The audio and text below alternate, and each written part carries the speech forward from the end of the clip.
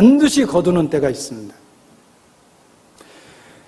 영적인 추수 때 반드시 거두는 때가 있다는 것은 이 시간 현재 우리로 하여금 심을 수 있는 수고를 감당하게 만들어줍니다.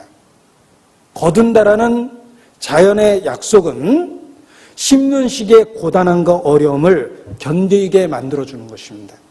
울면서 씨를 뿌리러 나가는 자는 정녕 기쁨으로 그 단을 거두리로다. 심고 거두는 건 현세입니다. 기쁨으로 거두는 건 내세입니다. 영적인 추수 때가 있습니다. 우리로 하여금 현세, 아니 지금 여기서 심을 수 있는 마음을 줍니다. 피곤하고 고단하고 수고롭지만 그래도 결실기를 바라보기 때문에 심으려는 마음을 줍니다. 현세는 심을 수 있는 기회입니다. 곧 일할 수 없는 밤이 올 거라고 성경은 경고하고 있습니다. 심을 수 있는 이때 우리가 현세를 심어서 내세를 거둬야 됩니다.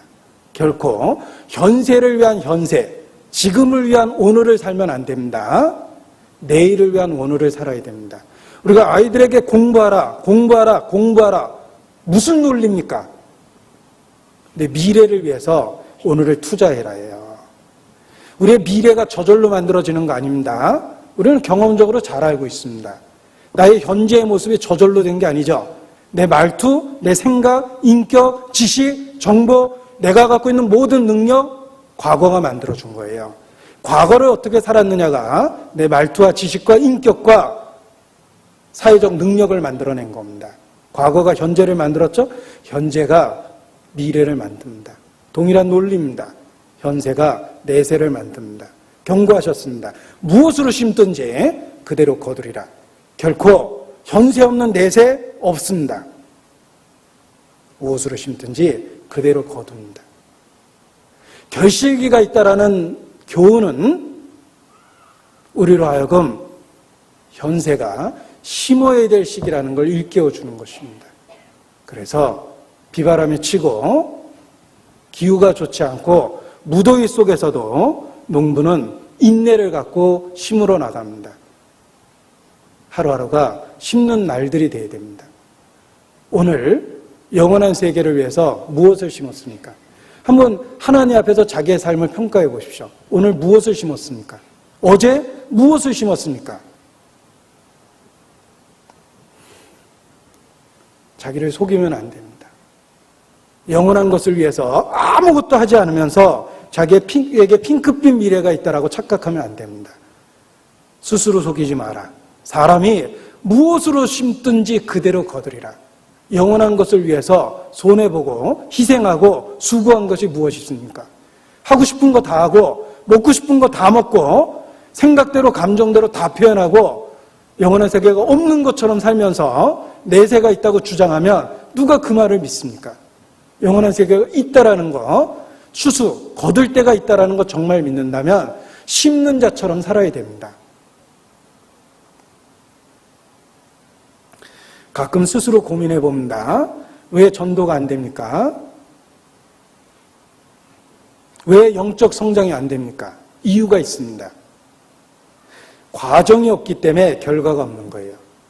전도라는 열매를 거둘래니까 과정이 없었습니다. 갑자기 아무 생각 없이 얘기하니까 결과도 없는 거예요. 과정을 겪어야지 열매가 있습니다. 왜 영적 성장이 없습니까? 어제 같은 오늘, 한 달 전 같은 오늘, 작년 같은 지금의 모습을 갖고 있습니까? 추수 때가 있다는 걸 잊어버린 거예요. 지금은 심는 시기인데 그 심는 시기를 그냥 허송한 겁니다. 어리석은 겁니다. 심어야 됩니다. 속이면 안 됩니다. 하루 희생된 게 있고 하루 수고한 게 있고 하루 눈물 흘린 게 있어야 됩니다. 그래야지 거두는 때가 있습니다. 농부가 귀한 열매를 바라고 인내로 결실의 기쁨을 맛본다고 말씀하셨습니다. 너희도 정말 결실의 때를 사모한다면 이 시기를 인내로 견뎌내라고 말씀하십니다.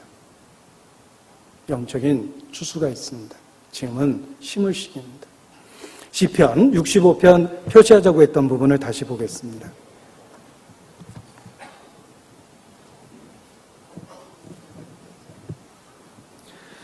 자, 시편 65편 6절로 7절 말씀은 하나님이 자연과 만물을 붙들고 계신다라는 말씀이었고, 9절로 13절은 결시기를 주시는 하나님의 역사가 있다는 것입니다.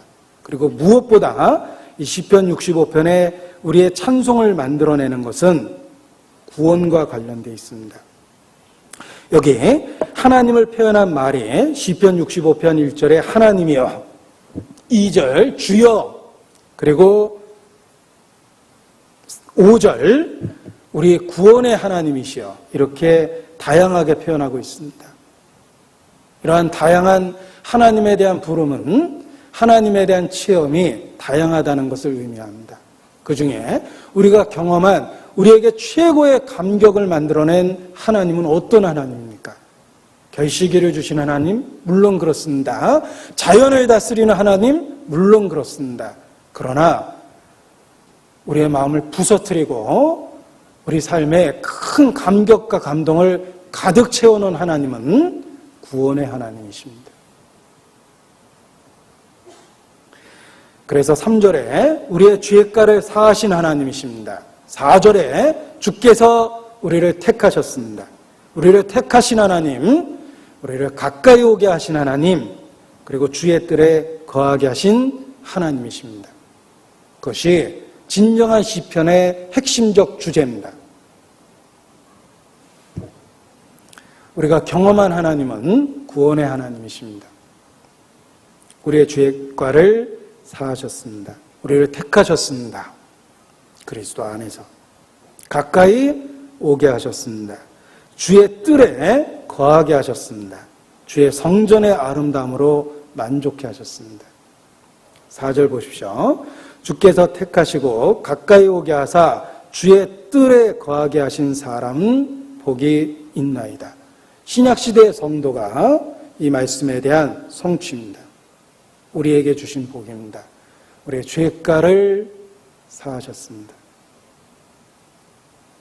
우리를 택하셨습니다. 가까이 오게 해주셨습니다. 우리를 주의 뜰에 거하게 하셨는데, 더 놀라운 것은 주의 뜰이 아니라 신약시대의 성도는 지성소 안으로 이끄셨어요. 예수께서 죽으실 때 휘장이 찢어졌습니다. 우리가 그리스도의 피를 힘입어 이제 갈라진 휘장 사이로 들어왔습니다. 갈라진 휘장 안으로 들어오면 무엇이 있습니까? 쉬운 자가 있습니다. 하나님의 은혜가 베풀어지는 쉬운 자입니다. 대제사장도 1년에 한 번, 겨우 한 번 들어왔다가 바로 나갔던 그곳입니다. 우리가 상주할 수 있도록 만들어 주셨습니다. 그리스도의 피는 우리를 주의 뜰에 거하게 한 정도가 아니라 지성소 은밀한 곳까지 들이셨습니다. 이제 성도는 그리스도의 피를 힘입어 지성소 한복판 쉬운 자 앞에 서 있습니다. 전능자의 은밀한 곳에 있습니다. 가장 친밀함을 누리는 부부처럼 지성소 한복판에서 하나님과의 은밀한 깊은 사귐을 누리고 있습니다. 이것이 성도입니다. 우리는 지성소 한복판에서 성소의 아름다움에 감격할 수밖에 없습니다. 주의 성전의 아름다움으로 만족하리이다 그랬죠. 건물을 보고 놀라는 것이 아닙니다. 그 건물이 의미하고 있는 메시지가 우리를 감격시키는 겁니다. 그리스도 안에서 우리에게 놀라운 은혜를 주신 것입니다. 나의 구원의 하나님이십니다. 그 놀라운 은혜에 대한 감격이 시편 65편 1절을 만듭니다. 하나님이여, 찬송이 시온에서 주를 기다리오며. 우리의 마음에 진정한 시온이 생겼습니다. 하나님의 임재가 생겼습니다. 그리고 우리 마음에 하나님을 향한 찬송이 늘 가득합니다. 찬송이 정말 주를 기다리겠다라는 말처럼 우리 마음에 찬송을 가득하게 한 것입니다. 하나님의 은혜에 대한 체험이 우리 마음에 찬송을 만들었습니다. 보십시오. 하나님의 은혜에 대한 감격, 결시기를 주셨죠. 우리의 생존을 위해서 만물을 붙드시고 계시고 더욱 놀라운 건 구속의 은혜를 주셨습니다. 우리 마음에 찬송이 차고 넘치는 게 당연합니다. 그런데 이 차고 넘치는 찬송은 하나님에 대한 감사로 이어지며 그 찬송과 감사는 삶을 변화시키는 힘이 있습니다. 그래서 성도의 삶이 변하는 겁니다. 누구든지 그리스도 예수 안에 있으면 새로운 피조물이라. 보라, 이전 것은 지나갔으니 새 것이 되었도다. 정말 새 것이 됩니다. 그 찬송과 감사가 우리의 삶에 변화를 만드는 거예요.